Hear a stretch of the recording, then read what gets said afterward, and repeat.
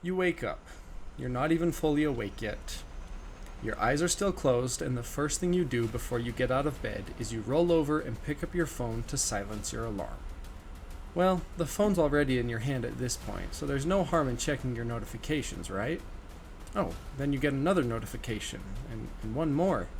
And soon enough, you find yourself scrolling and scrolling and scrolling, whether it be on Instagram, TikTok, or Facebook. Now, at this point, an hour of your day has gone by. You feel groggy. You're tired. You're feeling like you didn't get any rest at all. Then comes lunchtime. You pick up your phone and find yourself scrolling one more time. By the end of the day, you haven't gotten much done.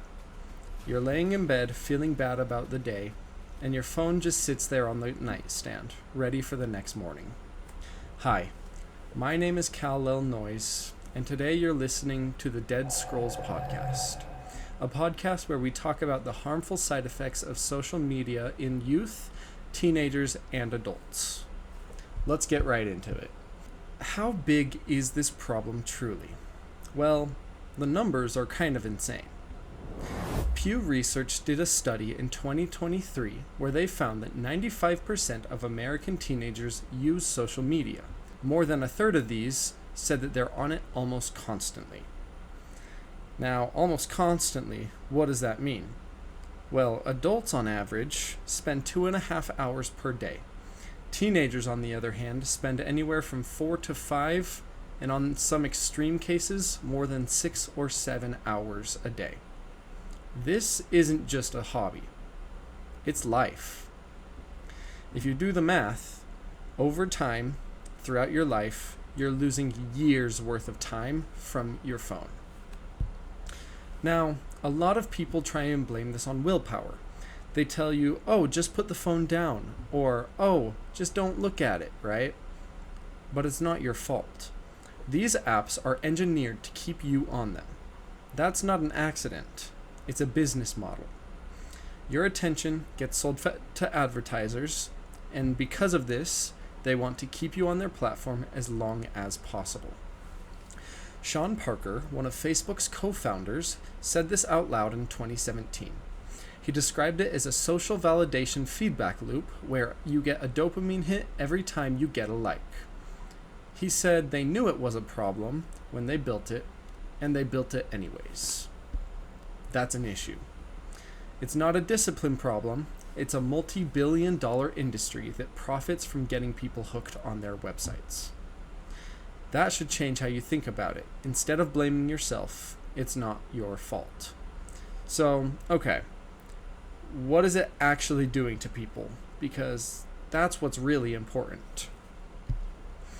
Today, I'm going to tell you the 4 main problems that come with overuse of social media. Stay with me now. Each of these points are just as important as the last. Number 1. JAMA Psychiatry, one of the top medical journals, followed over 6,000 teenagers, and kids on social media more than 3 hours a day has significantly higher rates of depression and anxiety, especially in girls. This is an issue because in today's age, one of the main focuses for our generation is good mental health. They push you getting good sunlight, they push you changing your diet, but one of the main factors of this, your phone, often goes overlooked. Jonathan Haidt, a social psychologist, wrote The Anxious Generation, a novel, and found that right around 2012, when smartphones took off for younger kids, he saw a massive spike in anxiety, depression, self-harm, and suicide rates in teenagers. He calls this the great rewiring of childhood. That's a big one. Number 2, sleep. This one doesn't get talked about very often. When you use your phone, the screen often emits a ton of blue light. Blue light messes with your melatonin levels and your circadian rhythm. It makes it harder to fall asleep, but it's not even just the light. Sleep Medicine Journal found a higher social media meant shorter sleep and worse sleep quality. And when you're not sleeping, everything else gets worse. Your mood gets worse, your immune gets worse, all of it gets worse.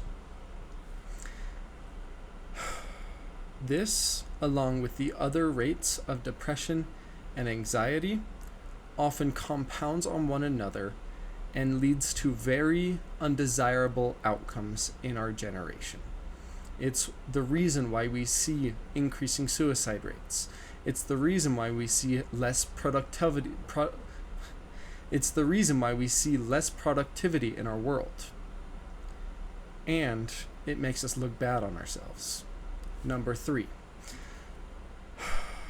This one made me genuinely angry when I looked into it because it should, right? Facebook did their own internal research and came out when... The third point I'm going to talk about is body image. This one made me genuinely angry when I looked into it because it should. Facebook did their own internal research on their app. This came out when the Franz Haugen leaked documents in 2021 were leaked. And they found that Instagram made body image issues worse for 1 in 3 teenage girls. 1 in 3. This is their data, and they just sat on it. They didn't share it, and they didn't fix it. You're serving kids an endlessly scrolling feed of filtered, edited, and perfected photos of models and people who look like they aren't going through any issues. This tends to lead to negative views on your own outlook. You're serving kids an endless feed of filtered, edited, and perfected photos of models and people who like to share that they have nothing wrong in their lives. This often leads to higher expectations because all you see is perfection. Because of this, anytime something small goes wrong, it tends to lead to a more drastic and unaltered effect.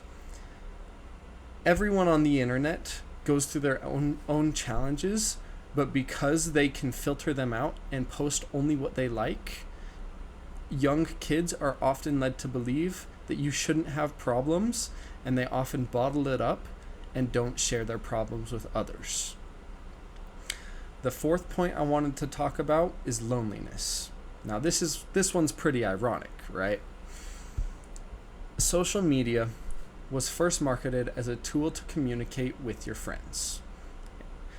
Not only that, it was used as a tool to meet new people. Now this is ironic because the fourth and final point that I want to touch on in the mental health aspect is loneliness. And this one's pretty ironic. The whole concept of social media is to connect you with other people and help you talk with your friends. This is ironic because social media tends to make people feel alone. Research shows that people who use social media tend to feel more lonely because they lose the connections of face-to-face with people in their lives. Just scrolling through someone's highlight reel and seeing what they do every day isn't the same as actually sitting down with someone and connecting on a personal level. It often leads to these connections feeling very one-dimensional and having no depth, which us as humans, we need this depth.